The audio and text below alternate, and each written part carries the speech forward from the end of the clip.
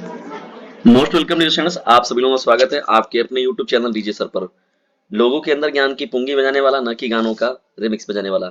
चलिए dear students, करते हैं स्टार्ट आज के इस महत्वपूर्ण सेशन को। अर्धवार्षिक परीक्षा 2023-24 का ये बहुत ही महत्वपूर्ण पेपर है और उसके साथ ही साथ डियर स्टूडेंट्स कहीं यहीं पर इंपॉर्टेंट नहीं है आप लोगों के लिए, बल्कि ये इसलिए मैं देखिए आप लोगों का पेपर ज्यादा बच्चों खत्म भी हो गया, लेकिन आप लोग को एक आइडिया रहना चाहिए कि यहाँ किस प्रकार से प्रश्न जो है इस बार पूछे जा रहे हैं। तो यहाँ से निश्चित तौर पर आप लोग को प्री बोर्ड में, बोर्ड एग्जामिनेशन में भी आप लोग को यहाँ से लाभ जरूर मिलेगा। तो इस पेपर को पूरा देखिए, अगर कुछ नहीं तो कम से कम बहुविकल्पी तो जरूर देखिए डिविजन्स, क्योंकि बहुविकल्पी बहुत ही ज्यादा मोस्ट इंपॉर्टेंट है और निश्चित तौर पर यहाँ से आधा ज्यादा प्रश्न तो आप लोग को आपके बहुविकल्पी में मिलने देखने को जरूर मिलेंगे। तो चलिए करते हैं स्टार्ट। जब बढ़ते हैं इसमें हम लोग आगे यहाँ पर, तो देखिए यहाँ पर जो पहला हम लोग का जो है वो बहुविकल्पी प्रश्नों की श्रृंखला से स्टार्ट होता है। यानी पहले भाग में जो मिलता है आप लोग को वो मिलते हैं बहुविकल्पी प्रश्न, ऑब्जेक्टिव टाइप क्वेश्चन। एक खंड अ में देखिए यहाँ पर स्टार्ट कर रहे हैं हम लोग कक्षा 10 के सामाजिक विज्ञान के इस पेपर को। खंड अ में जब आप बढ़ते हैं तो देखिए ओएमआर शीट मिलता है आप लोगों को। ओएमआर शीट पर मैंने वीडियोस बनाया है आप लोग के लिए, उसको देख लीजिएगा डिस्कशन कैसे भरना है, किस प्रकार से भरना है। और ओएमआर शीट को भरने के लिए कभी भी बहुत बड़ा अपने आप को उस्ताद मत समझिएगा, ठीक है। बहुत बड़े बड़े एग्जामों में जाने के बाद अच्छे अच्छे जो होते हैं, आईएएस पीसीएस तक की बात मैं कर रहा हूँ आप लोगों के समक्ष, कि वो लोग भी कभी कभी ओएमआर में मिसिंग हो जाता है उन लोग का भी भरने में, समझ लीजिए। तो आप और की कोई मतलब उसमें नहीं है, इसलिए आप उसको अच्छे से बेहतर तरीके से ना आए बार बार आप पूछिए अपने स्टाफ टीचर से। वो निश्चित तौर पर आपके जो सहयोगी होंगे वो निश्चित तौर पर आप लोग को पूरा बताएंगे अच्छे से। चलिए बहुविकल्पी प्रश्नों की श्रृंखला को हम स्टार्ट करते हैं। पहला देखिए प्रश्न क्या है। 1789 ईस्वी में फ्रांस की क्रांति के समय किसका शासन था? लुई 14वां, लुई 16वां, लुई 15वां, लुई नेपोलियन। तो डियर्स देखिए यहाँ पर जब बात हो रही है फ्रांस क्रांति के समय, तो उस समय जो शासक था कौन था? लुई 16वां था। कौन था डियर्स? लुई 16वां था। देखिए 5 मई जो था, 5 मई 1789 को क्या हुआ, एक करों के प्रस्ताव को देकर लेकर क्या किया गया था, अनुमोदन के लिए बैठक बुलाई गई थी, लेकिन उसमें बाद में काम नहीं बना। तो लुई 16वें के समय में क्या हुआ, क्रांति हुई थी ये, ठीक है। कब हुई थी? 1789 ईस्वी में। बहुत ही पॉपुलर क्वेश्चन एडिशन, हर बार पूछा जाता है।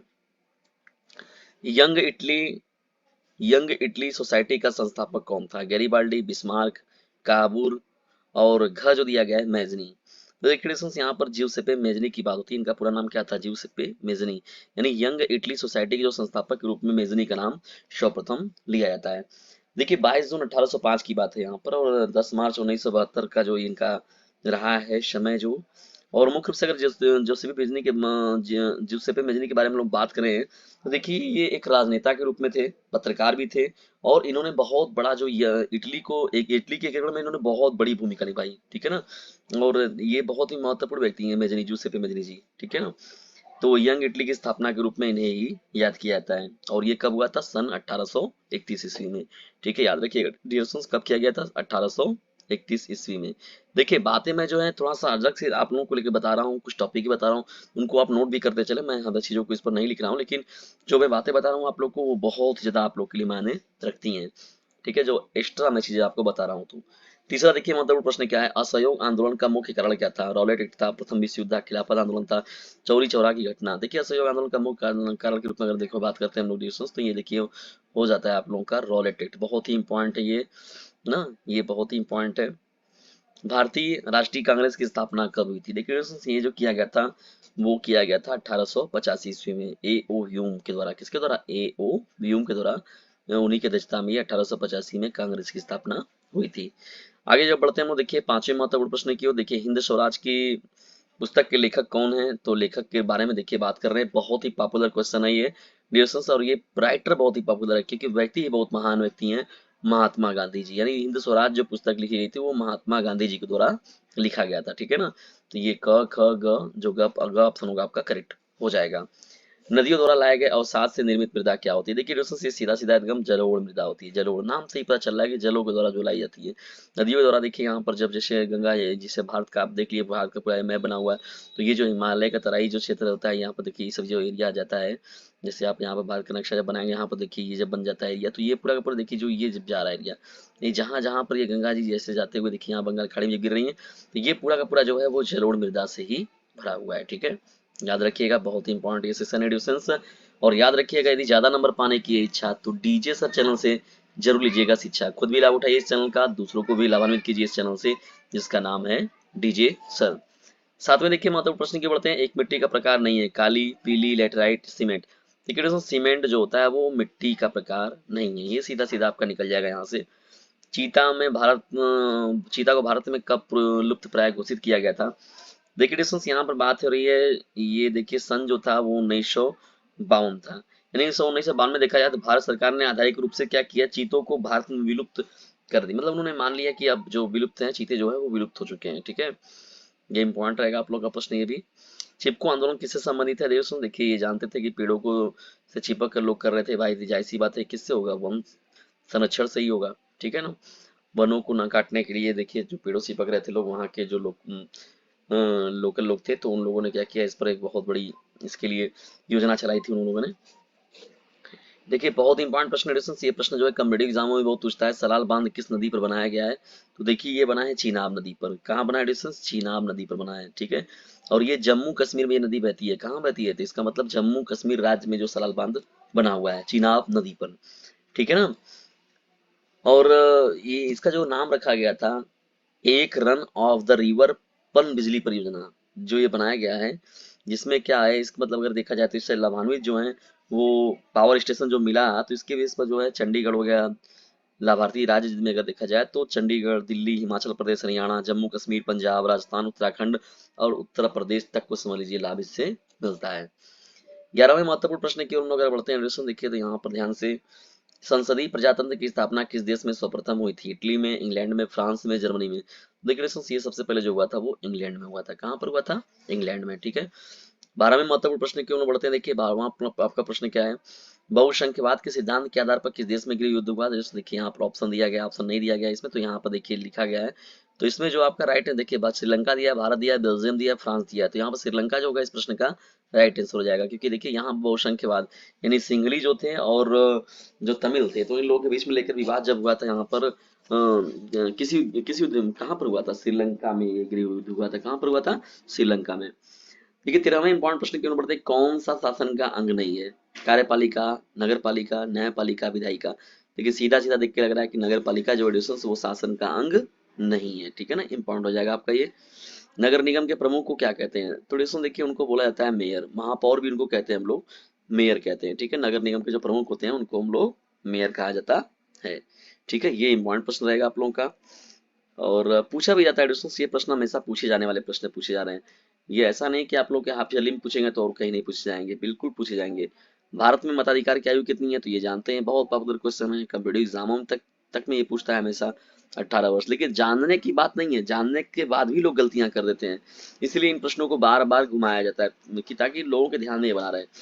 भारत किस राज्य में शिशु मृत्यु दर क्या है, निम्नतम है? केरल है, बिहार है, पंजाब है, हरियाणा है। देखिए सबसे एजुकेटेड की बात करते हैं तो केरल है, तो भाई जाहिर सी बात है यहाँ पर चीजें जागरूकता होगी, बात होंगी, तो शिशु मृत्यु दर भी यहाँ पर क्या है, निम्नतम है। ठीक है, तो ये आपका राइट हो जाएगा। 17वें प्रश्न की बढ़ते हैं हम लोग, मान निम्नलिखित में से किस संगठन ने मानव विकास रिपोर्ट तैयार की हुई है? तो देखिए डिस्टेंस यहाँ पर जो राइट आंसर हो जाएगा यूएनडीपी हो जाएगा राइट आंसर। इस प्रश्न का जो राइट आंसर हो जाएगा क्या होगा? यूएनडीपी जो होगा इस प्रश्न का राइट आंसर हो जाएगा। और देखिए यहाँ पे ये चीज भी याद रखिएगा, यूएनडीपी का पूरा फुल फॉर्म क्या होता है? संयुक्त राष्ट्र विकास कार्यक्रम होता है। क्या होता है डिस्टेंस? संयुक्त राष्ट्र विकास कार्यक्रम। ठीक है, तो इसी के द्वारा जो होता है मानव विकास रिपोर्ट को तैयार किया जाता है। यहाँ पर प्रश्न देखिए 18वां क्या है, निम्नलिखित में किस राज्य की प्रति व्यक्ति आय सर्वाधिक है? हरियाणा, बिहार, राजस्थान, मेघालय। तो डिस्टेंस इस प्रश्न का उत्तर जो है आप लोग दीजिए कमेंट बॉक्स में जाकर, उत्तर इस प्रश्न का एक एक प्रश्न आप लोग को भी देना जरूरी है, ताकि इससे पता चले कि हाँ आप लोग की एक्टिविटी है, आप लोग पढ़ भी रहे हैं कि नहीं पढ़ रहे हैं। भारत में जीविका का प्रमुख स्रोत क्या है? डिस्टेंस उससे देखिए यही होता है कि कमेंट बॉक्स के थ्रू जो होता है, व्हाट्सएप मैसेज के थ्रू क्या होता है, इससे एक दूसरे को मतलब कोरिलेट कर लेता है इंसान।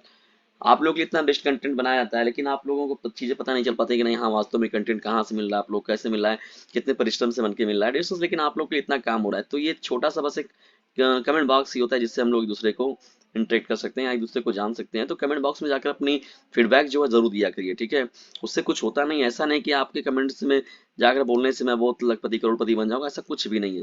लेकिन उससे क्या होता है कि इंटरनल मोटिवेशन मिलता है कि नहीं हाँ जो हमारे स्टूडेंट हैं, डियर स्टूडेंट हैं, उनके लिए हमारी चीजें जो है कंटेंट पसंद आ रहा है, हमारी चीजें पसंद आ रही है उनको, तो एक मोटिवेशन मिलता है इंटरनल बस। भारत में जीविका का प्रमुख स्रोत क्या है? उद्योग है, कृषि है, व्यवसाय है, इनमें से कोई नहीं। देखिए दोस्तों ये तो सभी लोग लगा देंगे इसको, कृषि जो है ये भारत में जीविका का प्रमुख स्रोत है, क्योंकि जानते हैं सबसे ज्यादा जो आबादी जिस पर निर्भर होगी, यही लगभग देखिए 58% अगर देखा जाए इस समय फिलहाल में देखा जाए तो 58% जो आबादी है कृषि पर ही आधारित है। अगर कृषि नहीं होगा तो उनकी बहुत बड़ा नुकसान होगा, लॉस होगा। और देखिए राष्ट्रीय आय के निर्धारण में भी कृषि का बहुत बड़ा योगदान है, ठीक है दोस्तों। इसीलिए देखिए कृषि इसमें जो है रखा गया है। सेवा क्षेत्र निम्नलिखित में से किस क्षेत्र में सम्मिलित किया जाता है? देखिए यहाँ पर सेवा क्षेत्र की बात करें तो इसको हम लोग मुख्य रूप से तृतीय क्षेत्र में रखते हैं। कहाँ पर रखते हैं डिविजन्स? तृतीय क्षेत्र में रखते हैं सेवा क्षेत्र को। देखिए सेवा क्षेत्र की बात हो गई तो सेवा क्षेत्र में अगर देखा जाए तो वित्तीय सेवाएं जैसे हो गई, परिवहन हो गया, दूर संचार हो गया, स्वास्थ्य सेवाएं हो गया, परामर्श हो गया, खुदरा हो गया आदि सब जो एक्टिविटी देखने को मिलती है, इन्हीं सभी को हम लोग बोलते हैं सेवा क्षेत्र बोलते हैं। और इसको हम लोग किस में रखते हैं? तृतीय क्षेत्र में रखते हैं। कहाँ पर रखते हैं एडुकेशन? तृतीय क्षेत्र में। एडुकेशन देखिए 20 महत्वपूर्ण प्रश्नों की श्रृंखला की बात की गई आप लोगों के साथ, इसे शेयर जरूर कीजिएगा अपने क्लासमेट पर। देखिए खंड ख में जब आप पढ़ते हैं हम लोग यहाँ पर देखिए तो उत्तर 80 शब्दों में देना है। यहाँ पर फ्रांसीसी क्रांति का यूरोप पर क्या प्रभाव पड़ा, या महात्मा गांधी का नमक यात्रा पर संक्षिप्त में टिप्पणी लिखना है। काली मृदा का निर्माण और उसकी विशेषताएं, अथवा में जल संसाधनों का संरक्षण क्यों आवश्यक है। वर्षा जल संग्रहण के 2 उद्देश्य बताइए। ये है बहुसंख्यवाद ने श्रीलंका में किस प्रकार सामाजिक तनाव को जन्म दिया, अथवा भारत के संबंधी संविधान में केंद्र और राज्यों के बीच शक्तियों का विभाजन किस तरह किया जा गया है। मानव विकास के विभिन्न मापदंडों का उल्लेख कीजिए। भारत में पाई जाने वाली बेरोजगारी कोई 3 प्रमुख प्रकार बताइए। और इटली के केरल में देखिए क्या किया गया, प्रमुख बाधाएं कौन कौन सी थी। भारत के स्वतंत्रता संघर्ष में सविनय विज्ञान आंदोलन क्या योगदान रहा है। लेटराइट मृदा और काली मृदा में अंतर जो है ये यहाँ पे स्पष्टीकरण करना। अथवा में देखिए इसके प्रश्न क्या है, राष्ट्रीय वन्य जीव अभ्यारण्य और राष्ट्रीय उद्यान के बीच विभेद कीजिए। इसी प्रकार 7वां प्रश्न है सत्ता का विभाजन, इसको देख लीजिए। सत्ता की साझेदारी वाला चैप्टर जो है इंपॉर्टेंट। संघात्मक शासन प्रणाली की विशेषताएं क्या है, राष्ट्रीय आय प्रति व्यक्ति आय में क्या अंतर है, ये देखिए व्याख्यान करना है, इस पर देना है। इन सबको आप लोग पढ़ लीजिए डिस्कस और स्क्रीनशॉट मार के पेपर रख लीजिए। और इसका पीडीएफ पाना चाहते हैं तो 950 690 227 नाम के नंबर पर कर दीजिए व्हाट्सएप मैसेज। देखिए मानचित्र में कार्य बढ़ते हैं तो देखिए अधिवेशन, कांग्रेस का अधिवेशन का रिलेटेड प्रश्न जरूर पूछता है। महात्मा गांधी से रिलेटेड प्रश्न जरूर पूछेगा। उत्तर प्रदेश से रिलेटेड प्रश्न जरूर एक दो पूछेगा। दिल्ली की खेती वाले किसानों ने सत्याग्रह किया था, वैसा जहाँ उन्होंने पहली राजधानी बनाई थी, वैसा जिस घटना का महात्मा गांधी ने असहयोग आंदोलन स्थगित कर दिया था। ठीक है, तो देखिए देखिए ये इंपॉर्टेंट प्रश्न है।